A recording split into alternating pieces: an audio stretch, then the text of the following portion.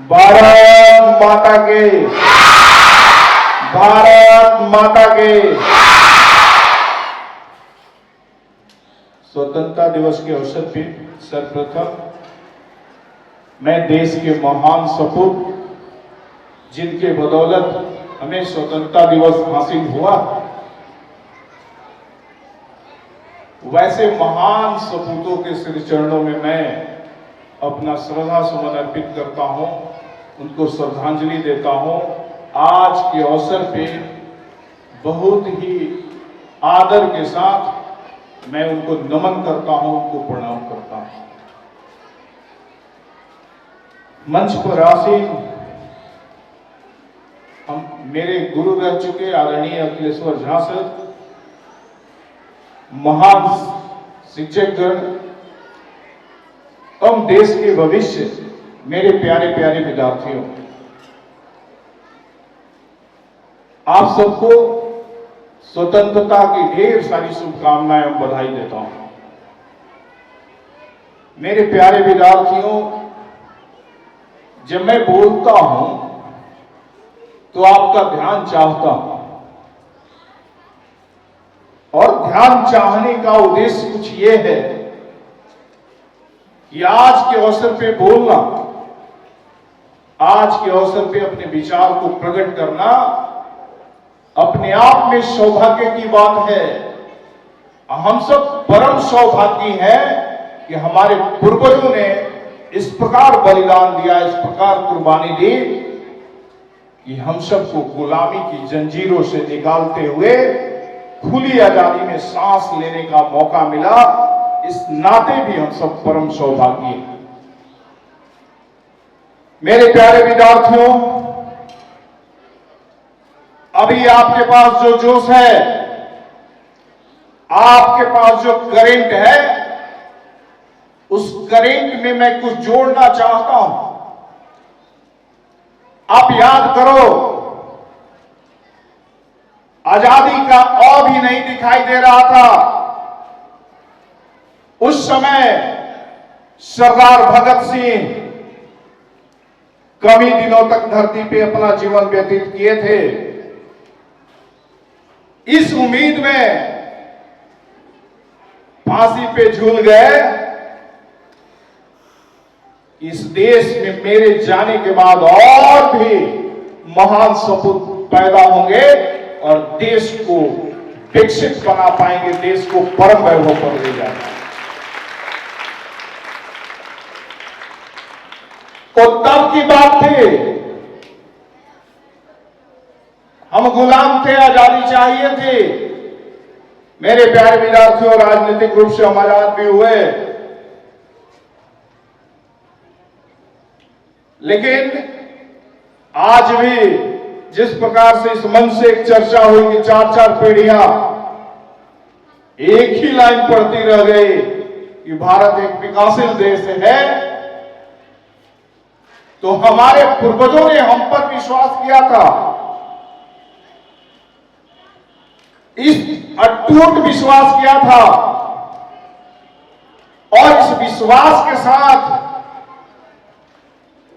फांसी के फंदे को चूम लिया था कि मैं तो जा रहा हूं, लेकिन जो आने वाली नस्लें हैं, जो आने वाली पीढ़ियां हैं, उस देश को परम वैभव पर ले जाएंगे, देश को विकसित बना पाएंगे। इस उम्मीद के साथ वो फांसी के फंदे को चूम लिए थे।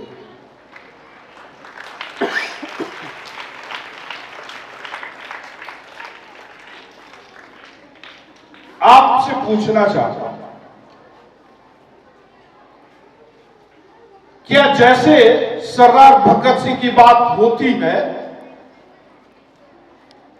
आप ही का खून खौलता है या नहीं? मैं आप ही से पूछ रहा हूं। ये तो खून की ताकत अभी समझ में आ रही है। क्या उनकी कहानी सुनते, उनकी कुर्बानी सुनते, उनका बलिदान सुनते, आपका खून नहीं खौलता क्या? थोड़ा हाँ ना में बोलो। और पूरी जोश से बोलो। केवल पाकिस्तान पे बोलते हो काम नहीं चलेगा। देश के लिए जो हंसते हंसते फांसी पे झूल गए, उनके लिए भी ओजस्वी बाणी निकालो, उनके लिए भी जयकारा लगाओ, तब बात बनेगी। क्या आपका खून खौलता है या नहीं?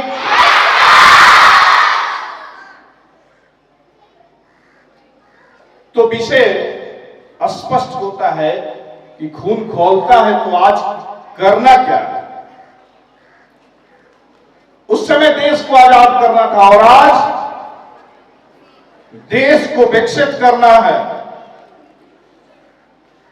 जो देश का प्रधानमंत्री हो जाता है इकलौता, उसी का दायित्व है क्या? हम सबका देश है।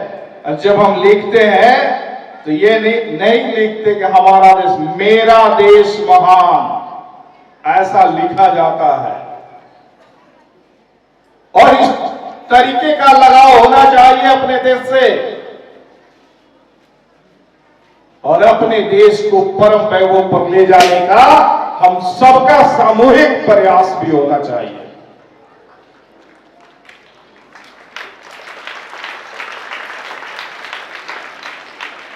जब बात स्पष्ट हो गई कि हम सबका प्रयास होना चाहिए तो करना क्या है?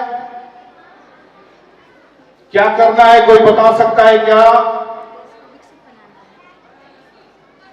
यहां से आवाज आ रही है, देश को विकसित बनाना है।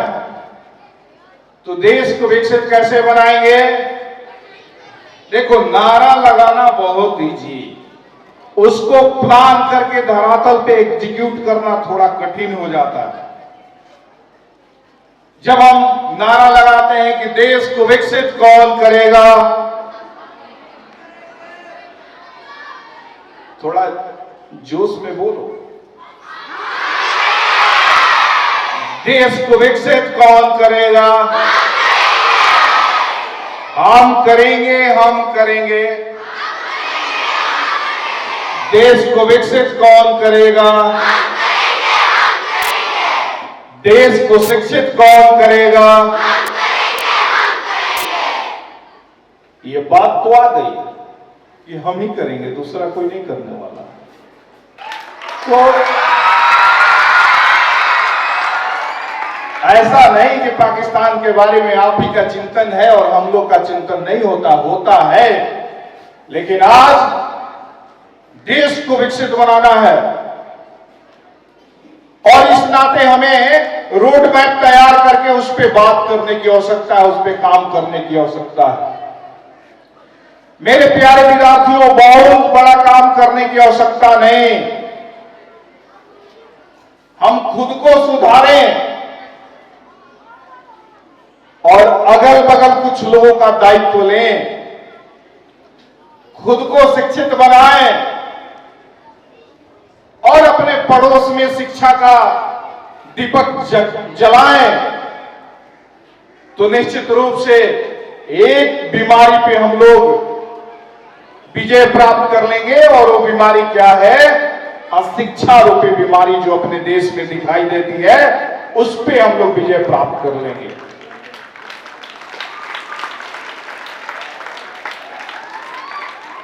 तो एक अशिक्षा को दफनाना है, अशिक्षा को भगाना है और अपने आप को शिक्षित बनाना है। एक बात ये, और दूसरी, जब हम शिक्षित होंगे तो मार्ग प्रशस्त होगा और एक से बढ़कर एक नए नए इन्वेंशन हम करेंगे। हमारा फोकस इन्वेंशन पे जाएगा, आविष्कार पे जाएगा और जैसे ही आविष्कार होगा हम यूजर नहीं डेवलपर बनेंगे, तो उस दिशा में जाकर हम विश्व गुरु बन पाएंगे और उस दिशा में फिर डेवलप होकर हम विकसित अपने आप को बना पाएंगे। मेरे प्यारे विद्यार्थियों, मैं आज के अवसर पे परम पवित्र राष्ट्रीय ध्वज तिरंगा के नीचे मैं बोल रहा हूं और बहुत ही होशो हवास में बोल रहा हूं, आज के अवसर पे देश को विकसित बनाने के दिशा में कुछ शपथ और संकल्प लेना है। क्या लेंगे? क्या